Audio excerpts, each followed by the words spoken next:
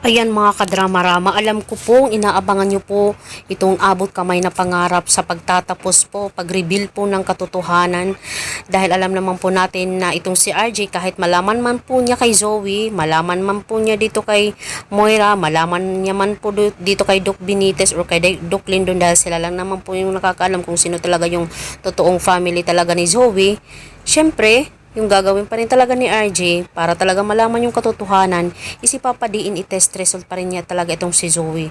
Kung totoo talagang anak talaga ito ni Doc Lindon, hindi po ito anak niya, di ba?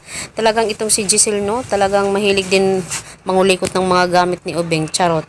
Talagang sasabihin niya daw dito kay Lynette at saka kay Josa na nakita daw niya itong DNA test result.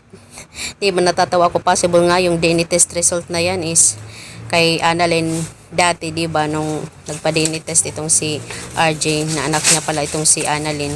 Tapos possible din talaga yung DNA test ni ni Zoe.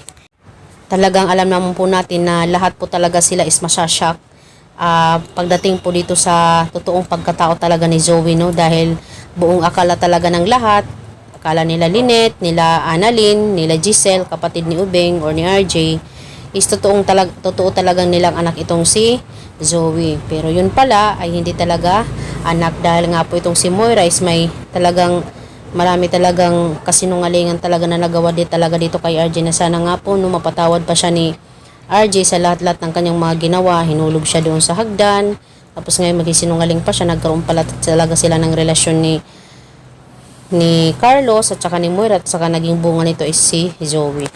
So ayan lang po mga kadrama, no. Abangan na lang po natin mga kadrama, no, yung next na mangyayari dito sa abot kamay na pangarap, dahil sobrang nakaka-excite na po. Possible nga po, no, yung abot kamay na pangarap is matapos na nga po ngayong October or November, I think, di ba? Ang haba na kaya ng abot kamay na pangarap, di ba? Talagang inaabangan talaga natin yung pagtatapos nito, yung mga revelasyon na kung saan itong si Moira talaga is pagbabayaran niya talaga lahat-lahat ng kanyang mga ginawa, no? So yun lang po mga kadrama. Thank you so much. Huwag niyo pong kalimutan i-like, i-share, tsaka i-subscribe po yung aking channel para sa susunod na video na i-upload ko. Thank you!